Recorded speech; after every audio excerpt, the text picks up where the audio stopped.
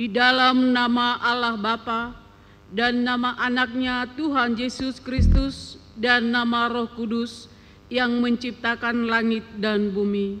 Kasih karunia dan damai sejahtera menyertai kita sekalian. Amin. Mari kita sama-sama berdoa. Ya Yesus Kristus Tuhan kami, hadapkanlah wajah-Mu, berilah kasih karunia dan kehidupan kepada kami. Amin.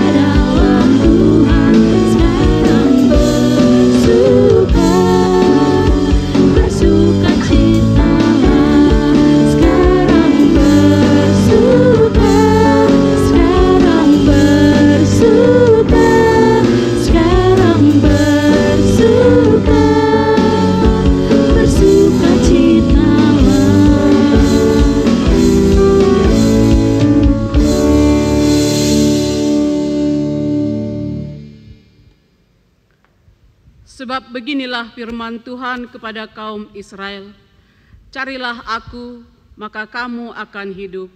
Kita berdoa.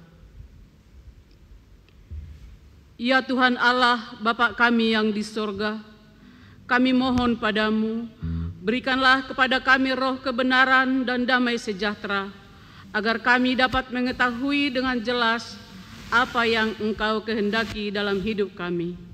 Tolonglah kami melakukan kehendak-Mu dengan segenap hati dan kekuatan kami, melalui Yesus Kristus Tuhan kami. Amin. Tuhan Allah menyertai kita. Amin. Haleluya, haleluya, haleluya. Haleluya, haleluya,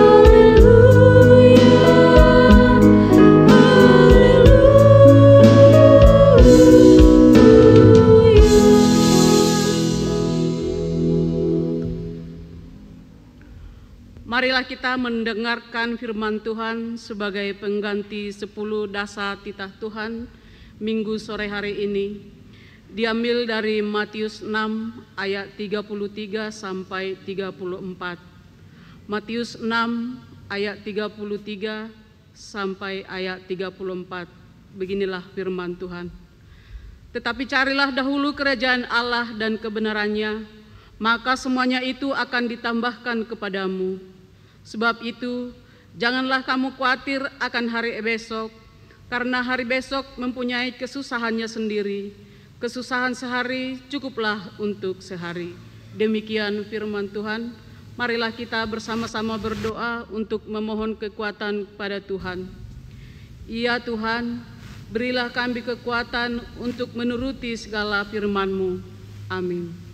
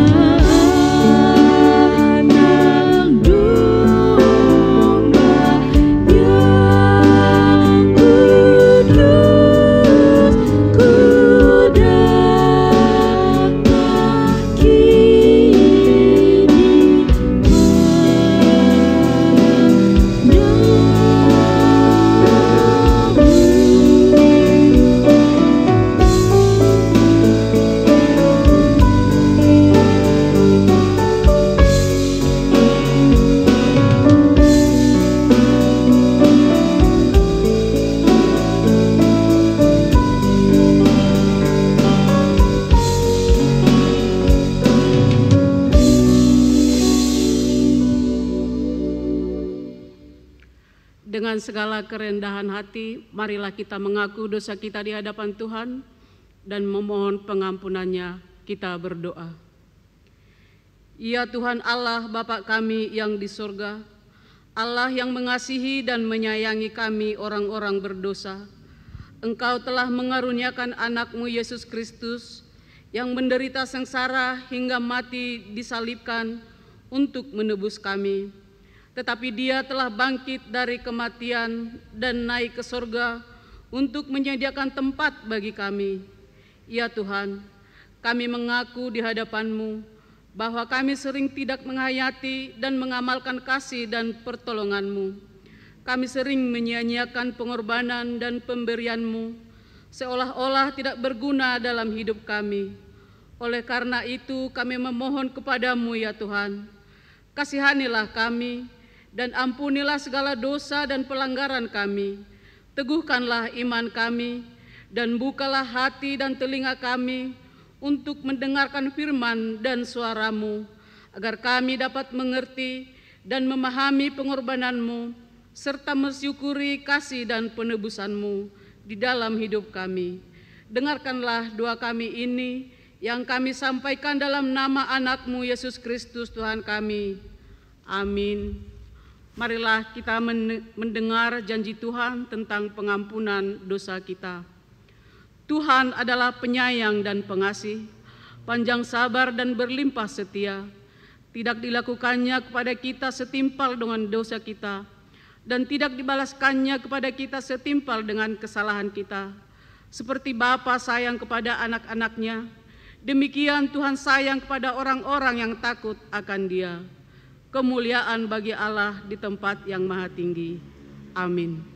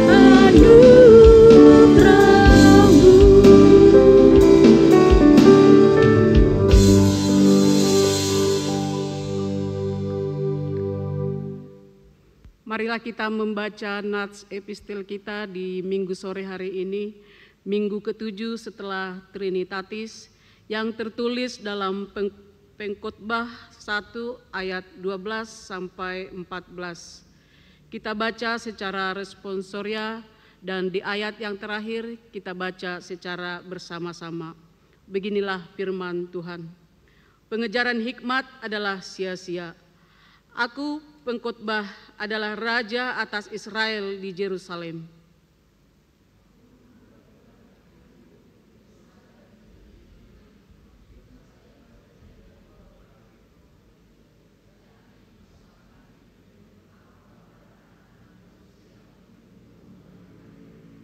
Kita baca bersama-sama. Aku telah melihat segala perbuatan yang dilakukan orang di bawah matahari, tetapi lihatlah, segala sesuatu adalah kesia-siaan dan usaha menjaring angin. Demikian firman Tuhan. Berbahagialah orang yang mendengarkan firman Tuhan dan memeliharanya. Amin.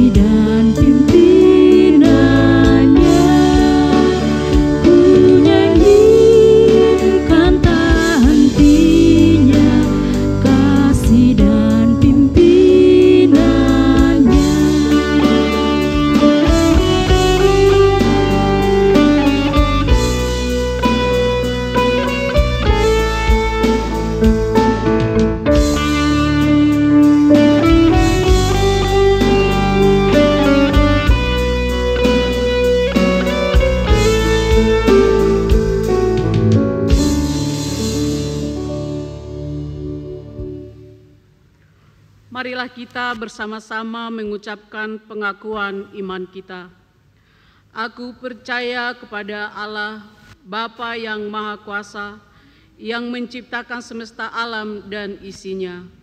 Aku percaya kepada Yesus Kristus, Anak Allah yang tunggal Tuhan kita, yang dikandung daripada Roh Kudus, lahir dari gadis perawan Maria, yang menderita di bawah pemerintahan Pontius Pilatus, disalibkan, mati dan dikuburkan, turun ke dalam kerajaan maut, pada hari yang ketiga bangkit pula dari antara orang mati, naik ke sorga, duduk di sebelah kanan Allah, Bapa yang Maha Kuasa, dan akan turun dari sorga untuk menghakimi orang yang hidup dan mati. Aku percaya kepada Roh Kudus, satu gereja Kristen yang kudus, persekutuan orang-orang kudus, pengampunan dosa, kebangkitan daging, dan kehidupan yang kekal. Amin.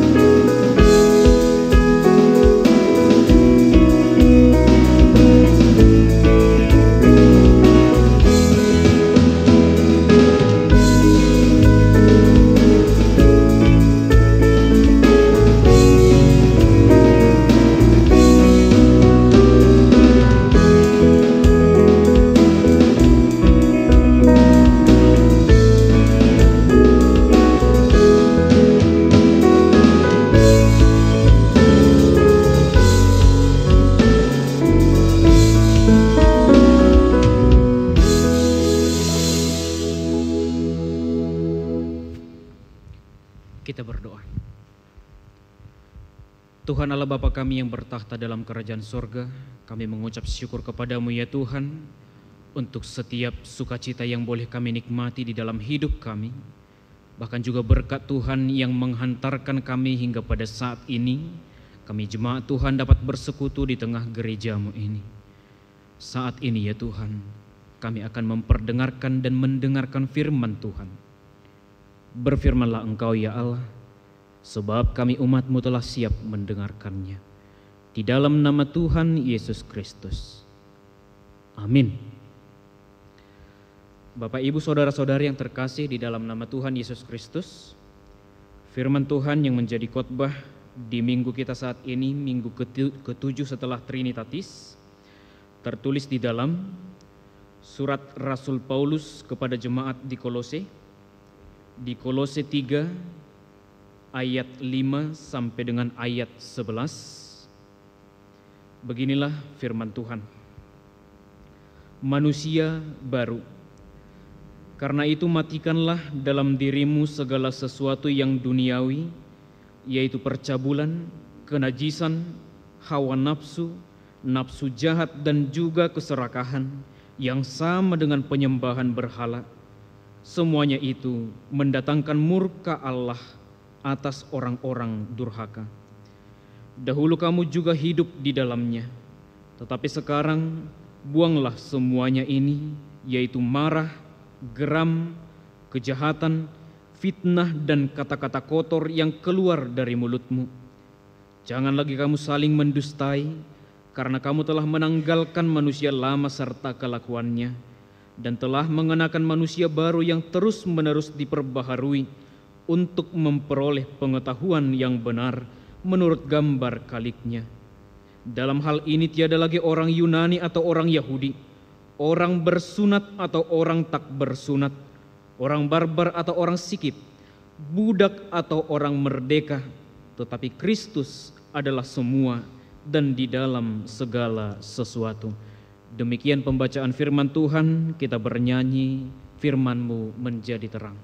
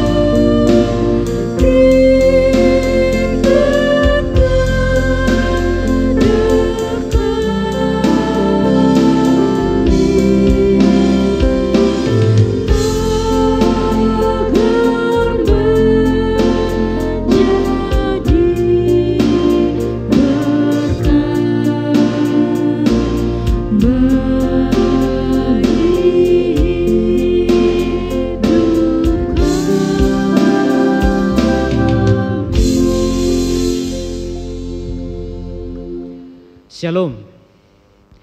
Bapak Ibu saudara-saudari yang terkasih di dalam nama Tuhan Yesus Kristus, kita telah mendengarkan pembacaan firman Tuhan yang menjadi khotbah di tengah persekutuan kita hari ini, yang diikat dengan tema yang mengatakan menjadi manusia baru di dalam Kristus. Menjadi manusia baru di dalam Kristus. Tentu Bapak Ibu saudara-saudari yang terkasih di dalam nama Tuhan Yesus Kristus, jika kita mengatakan menjadi manusia baru, bukan berarti memiliki tubuh yang baru, bukan berarti memiliki jasmani yang baru, tetapi memiliki pembaharuan hidup yang setiap hari diperbaharui menjadi sesuatu yang baru.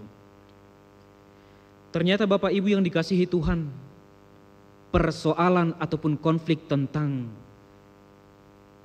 krisis identitas bukanlah masalah yang baru terjadi, atau bukanlah hanya masalah yang terjadi di zaman kita sekarang saat ini.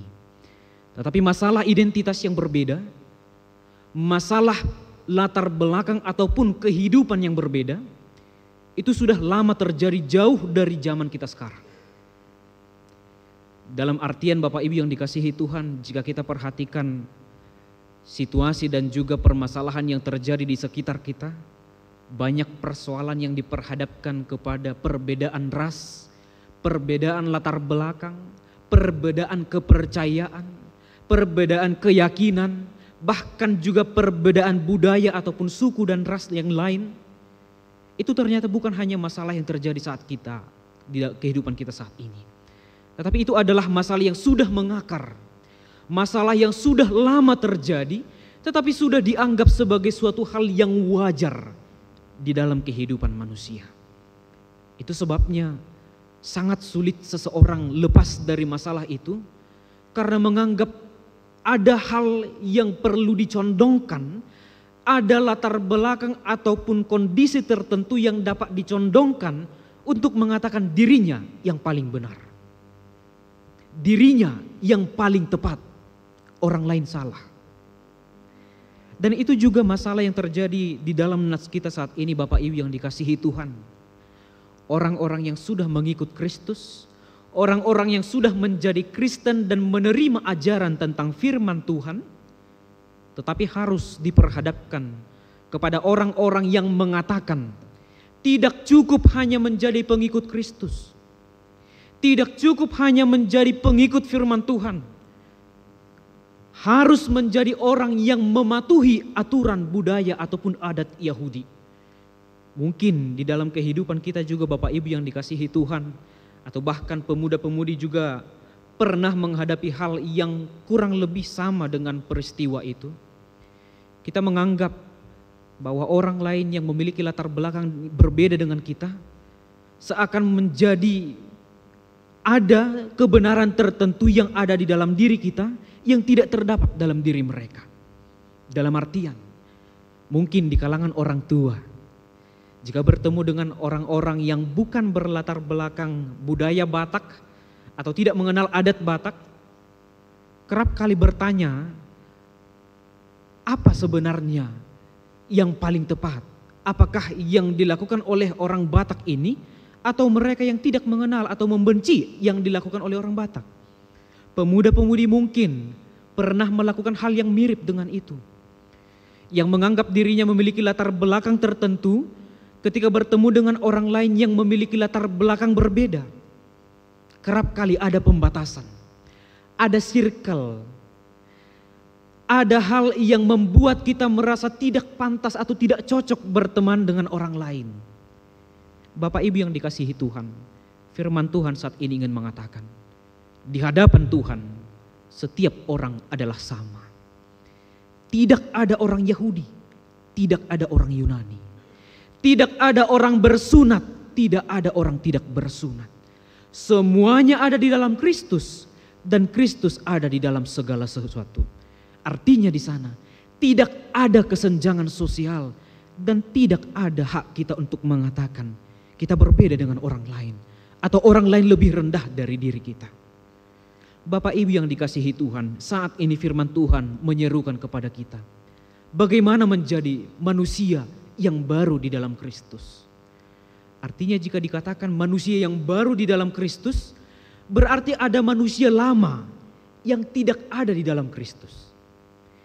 Jika ada mengatakan manusia baru di dalam kebenaran firman Tuhan di dalam Kristus, berarti ada manusia lama yang hidupnya tidak ada di dalam Kristus. Jemaat yang dikasihi Tuhan, bagaimana manusia yang baru di dalam Kristus? Bagaimana manusia yang baru di dalam kebenaran firman Tuhan?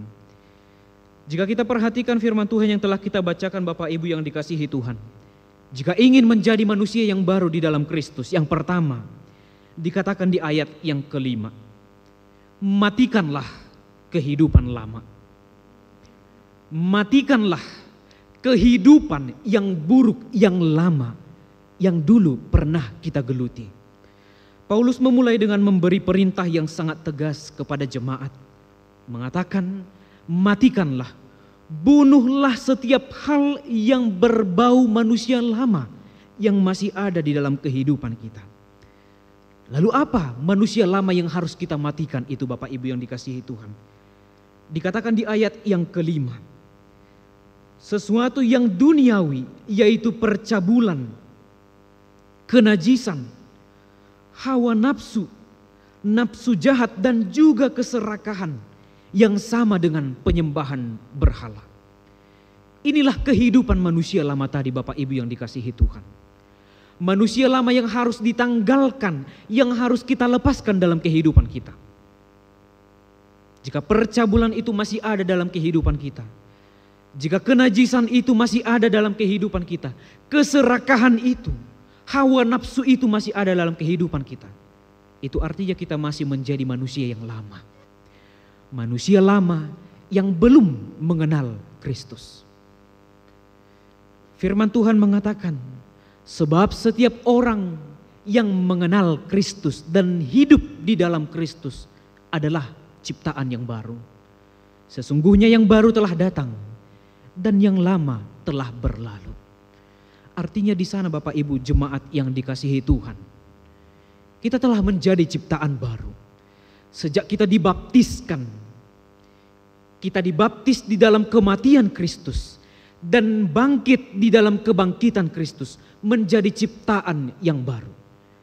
Artinya di sana, di dalam pembaptisan itu saja, sesungguhnya kehidupan kita sudah harus mematikan Adam yang lama, yang dahulu ada dalam diri kita. Mematikan dosa warisan, mematikan kehidupan yang tidak berkenan di hadapan Tuhan, dan lahir menjadi ciptaan yang baru, yang dibaharui oleh darah Kristus. Namun yang menjadi pertanyaan saat ini Bapak Ibu yang dikasihi Tuhan, apakah kita senantiasa menghidupi kehidupan yang baru itu? Apakah setelah kita dibaptiskan dahulu, kita senantiasa menjaga kehidupan yang baru tadi? Kita senantiasa menjaga hidup sebagaimana manusia yang dibaharui itu sampai dengan hidup kita saat ini?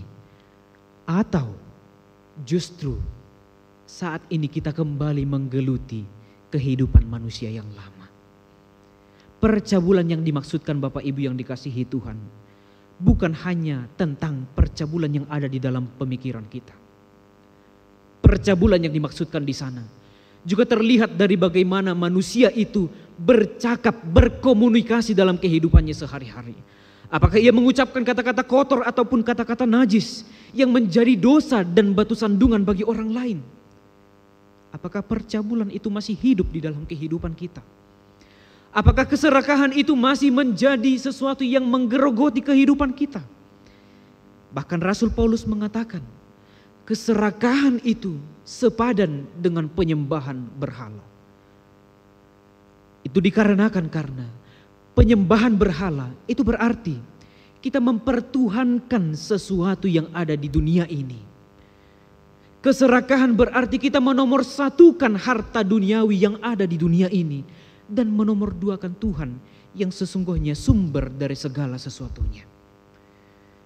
Di dalam epistel yang kita bacakan tadi Bapak Ibu yang dikasihi Tuhan, kita diperhadapkan kepada seorang raja yang penuh hikmat bernama Salomo. Ia hidup dengan hikmat dan pengetahuan yang luar biasa dari Tuhan.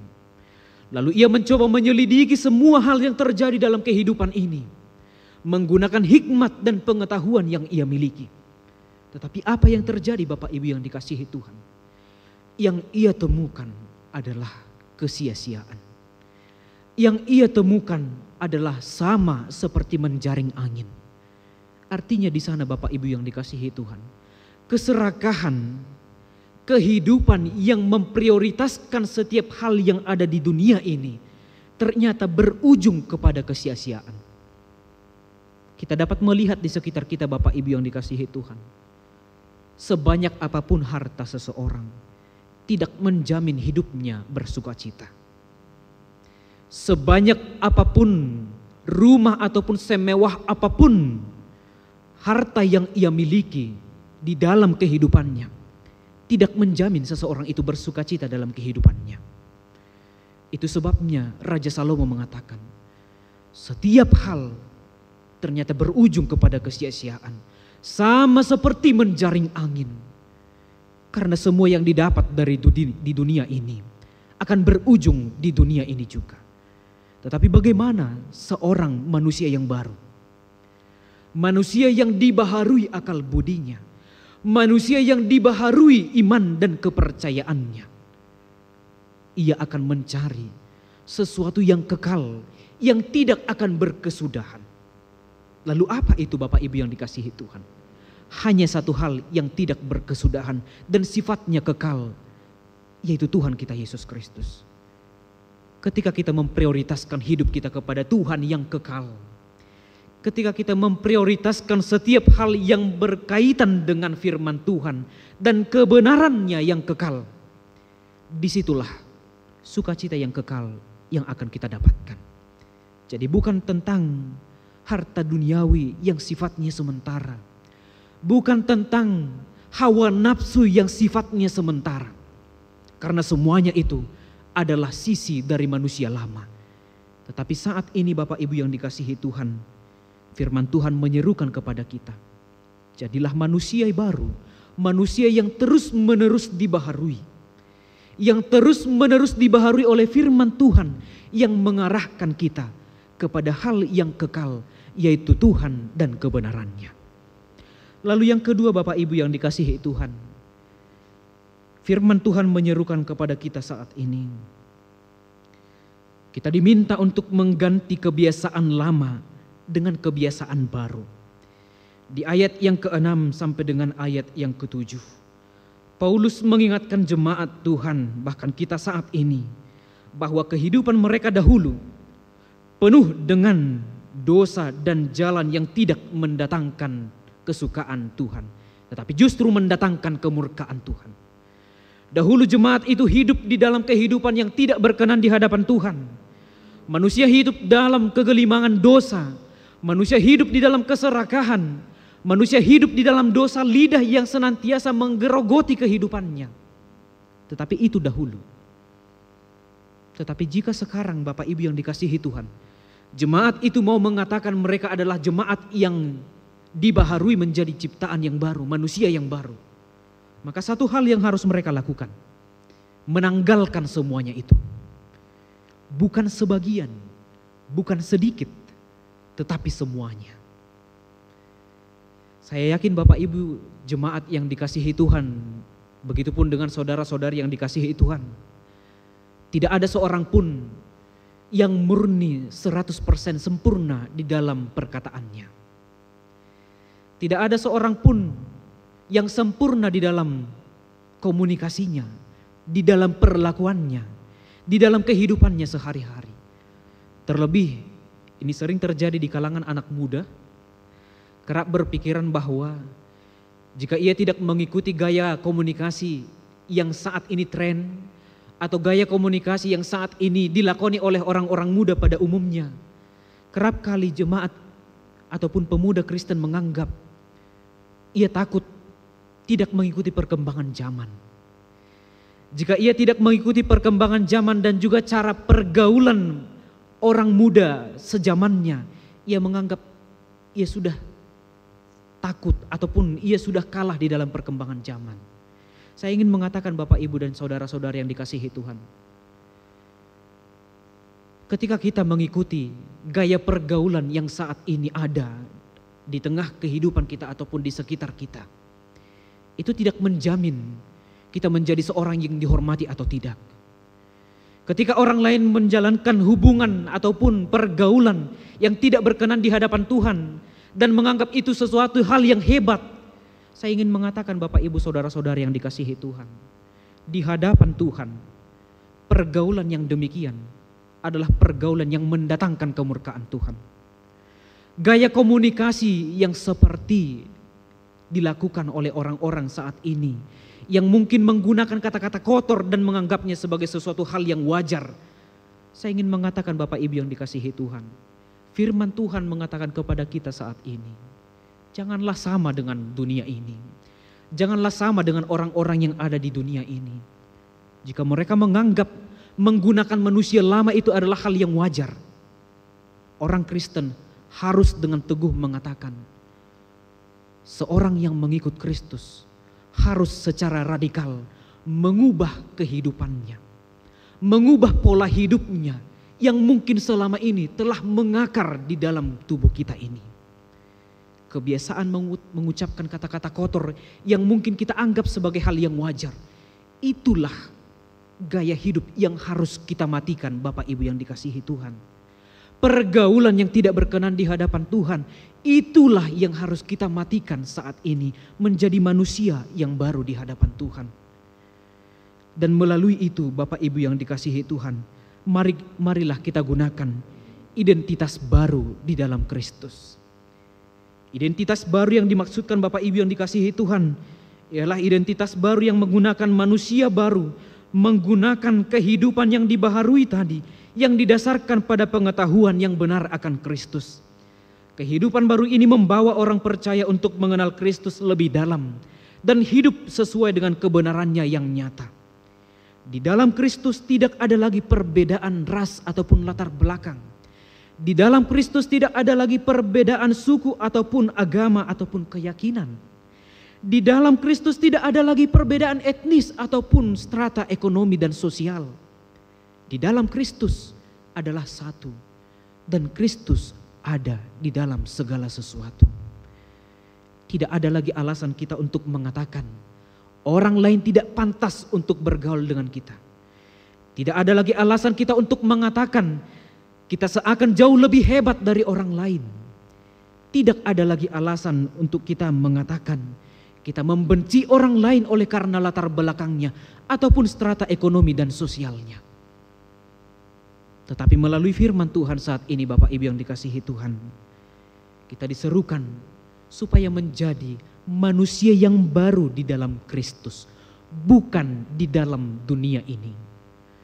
Artinya keteladanan Kristus, perilaku hidup Kristus, itulah yang menjadi patron di dalam kehidupan kita. Jika Kristus mengatakan kasihilah musuhmu, itulah patron yang kita lakukan sebagai manusia yang baru. Jika Kristus mengatakan kasihilah setiap orang seperti mengasihi dirimu sendiri, itulah patron sebagai manusia yang baru yang harus kita lakoni dalam kehidupan kita. Jika Kristus mengatakan baharui hidup dengan pengetahuan yang benar akan kebenarannya, maka marilah kita Bapak Ibu yang dikasihi Tuhan, itulah patron yang harus kita jalankan dalam kehidupan kita ke depan. Menjadi manusia yang dibaharui dengan kasih yang sempurna dari Tuhan, yang menjadi dasar dari kita untuk mengasihi orang lain, sama seperti Allah yang telah terlebih dahulu mengasihi kita. Seperti Paulus yang mengajarkan bahwa di dalam Kristus yang terutama adalah identitas baru di dalam Kristus, yang menyatukan setiap orang yang percaya. Ini adalah pesan yang inklusif, yang sangat penting dan sangat relevan dalam konteks kehidupan kita saat ini, untuk menjadi seorang yang benar di hadapan Tuhan, yang memprioritaskan Tuhan di dalam kehidupan kita, yang menomorsatukan Tuhan dibandingkan setiap hal yang fana yang ada di dunia ini. Kiranya Tuhan memberkati setiap jemaat Tuhan yang mendengarkan firman Tuhan ini, dan memberkati setiap kita menjadi seorang yang dibaharui di dalam keseharian hidup kita. Amin. Kita bernyanyi, firman-Mu berkatilah.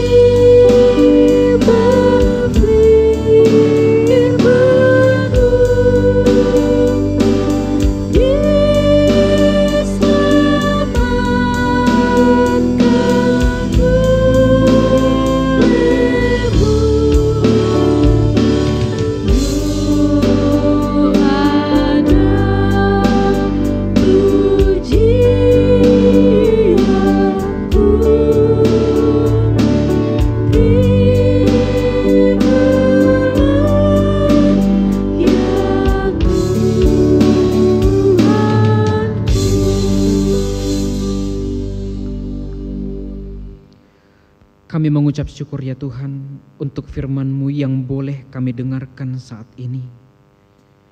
Firman-Mu yang menyerukan kepada kami jemaat Tuhan, supaya kami menjadi manusia baru di dalam Engkau, yang mengalami transformasi yang menyeluruh di dalam kehidupan kami, yang senantiasa membaharui hidup kami dengan menanggalkan kehidupan lama kami yang penuh dengan dosa, kehidupan lama kami yang penuh dengan tindakan kami yang tidak berkenan di hadapan-Mu, bahkan yang menjadikan kami seperti orang yang menyembah berhala lain oleh karena keserakahan dan juga tabiat kami yang tidak berkenan di hadapan-Mu.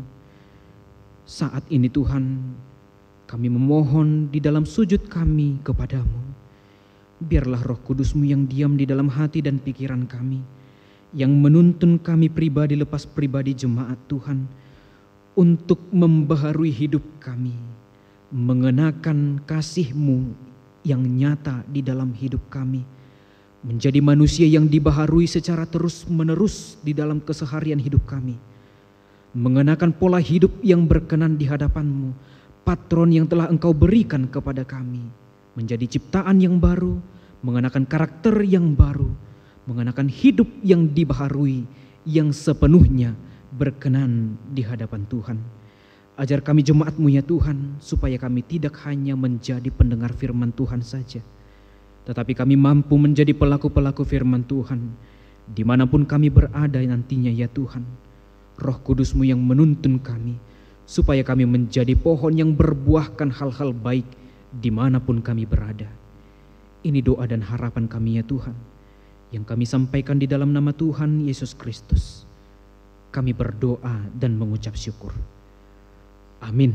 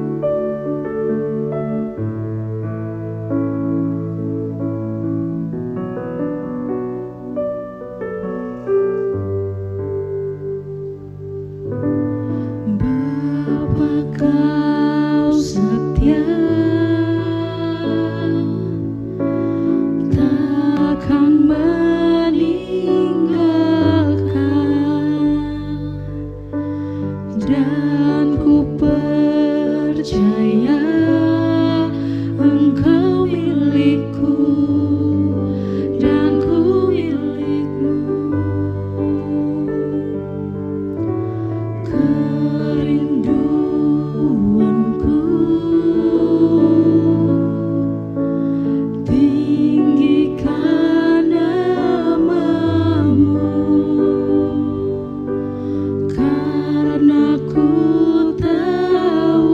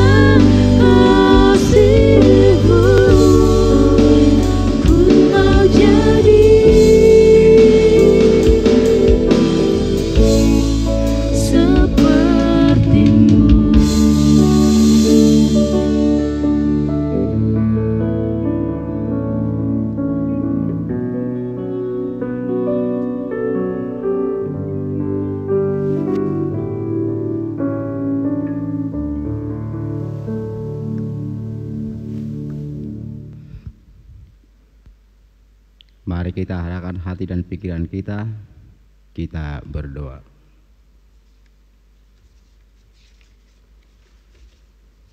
Ya Tuhan Allah Bapa yang kami sembah, di dalam nama anak-Mu Yesus Kristus, betapa baiknya Engkau Tuhan, sumber kehidupan dan kekuatan kami. Kami bersyukur untuk kesempatan yang indah ini, yang boleh kami jalani saat ini. Kini kami diperkenankan Tuhan untuk boleh berkumpul dalam kebaktian ibadah ini, untuk memuji dan menyembah nama-Mu Tuhan. Bahkan kami sudah telah mendengarkan firman Tuhan. Kami telah membaca dan merenungkan semua firman yang pelita bagi kehidupan kami. Biarlah firman-Mu Tuhan yang selalu menuntun kami untuk menjauhi hal-hal yang tidak diperkenankan Tuhan. Dan sebaliknya kami melakukan hal-hal yang tidak berkenan kepadamu. Ajarlah kami untuk selalu mempersembahkan yang terbaik dan yang terindah di depan Tuhan. Karena kebaikan Tuhan selalu dinyatakan di dalam kehidupan kami. Pada kesempatan ini Tuhan, kami juga berdoa pada hamba-Mu yang telah mempersembahkan kehidupan untuk melayani Engkau. Berikan Tuhan kesehatan kepada hamba-Mu calon pendeta kami, kekuatan dan semangat kepada mereka dalam mengabarkan Injil Tuhan. Berkati keluarga mereka, pelihara Tuhan. Begitu juga keluarga calon pendeta kami di kampung Tuhan. Dan begitu juga Bapa, kami tidak luput berdoa pada pemerintah kami, mulai dari pusat sampai ke pelosok desa. Karuniakanlah hikmat, kebijaksanaan dalam mereka memimpin bangsa kami, agar kami mendoakan segala gereja Tuhan di muka bumi ini. Berikan rasa persatuan, saling mengasihi antara jemaat yang satu dengan yang lain, sehingga kami dapat membawa terang bagi sesama dan nama Tuhan semakin dipuji dan dimuliakan. Bapa, kami juga berdoa untuk sesama kami yang saat ini dalam keadaan sakit, dalam pergumulan hidupnya Bapa. Engkaulah segala dokter, Engkau yang lebih mengetahui harapan dan kerinduan saudara-saudara kami ini. Tuhan, karuniakanlah kesehatan kepada saudara kami, biar mereka bisa berkumpul kami di hari-hari yang datang untuk mendengar dan memuji nama-Mu di gereja-Mu yang kudus ini. Berkati para pakar medis dan yang menangani mereka, juga obat dan peralatan yang dimakan mereka Tuhan. Terlebih dahulu semuanya, biarlah kehendak-Mu yang jadi dan bukan kehendak kami. Terima kasih Tuhan, kami boleh beribadah kepada Tuhan saat ini. Kami menyadari bahwa kehidupan kami tidak luput dari dosa, baik yang muncul dalam pikiran kami, perkataan maupun perbuatan yang mungkin menyakiti hati sesama, terlebih menyakiti kami Tuhan.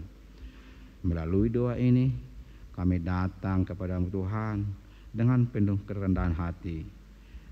Teliklah hati kami Tuhan. Mungkin ada di antara kami yang terjebak dalam pergumulan hidup, masalah demi masalah, walaupun demi pekerjaan Tuhan.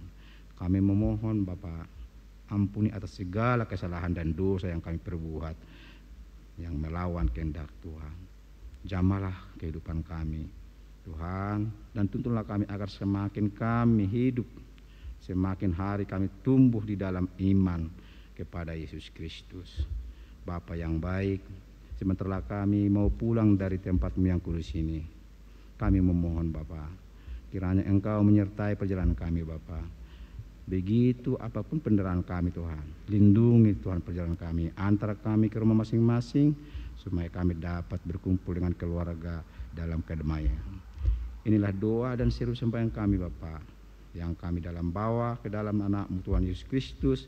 Kami berdoa mengucap syukur. Amin.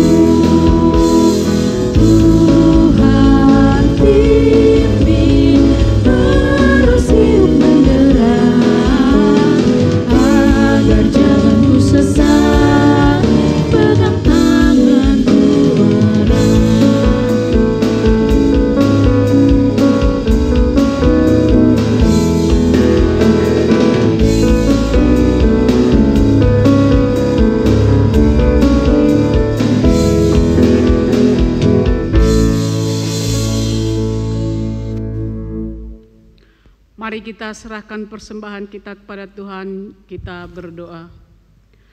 Bapa kami yang di sorga, Engkaulah sumber segala berkat dalam hidup kami. Terima kasih atas segala berkat dan karunia yang Tuhan berikan kepada kami. Kami mempersembahkan hidup kami dan berkat yang kami terima kepadamu. Terimalah ini menjadi persembahan yang harum di hadapan-Mu. Berkatilah persembahan ini dan ajarlah kami mempergunakannya, menyatakan kerajaan-Mu di tengah-tengah gereja-Mu dan untuk dunia ini. Bukalah hati dan pikiran kami, agar senantiasa bersukacita untuk memberikan persembahan kudus demi kemuliaan nama-Mu. Amin. Marilah kita sama-sama mengucapkan doa Bapa kami.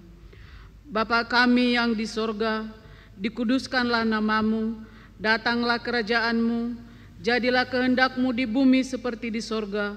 Berilah kami pada hari ini makanan kami yang secukupnya, dan ampunilah akan kesalahan kami, seperti kami mengampuni orang yang bersalah kepada kami. Dan janganlah membawa kami ke dalam pencobaan, tetapi lepaskanlah kami daripada yang jahat, karena Engkau yang mempunyai kerajaan dan kuasa dan kemuliaan sampai selama-lamanya. Amin. Tuhan memberkati kita dan melindungi kita. Tuhan menyinari kita dengan wajah-Nya dan memberi kita kasih karunia. Tuhan menghadapkan wajah-Nya kepada kita dan memberi kita damai sejahtera. Amin.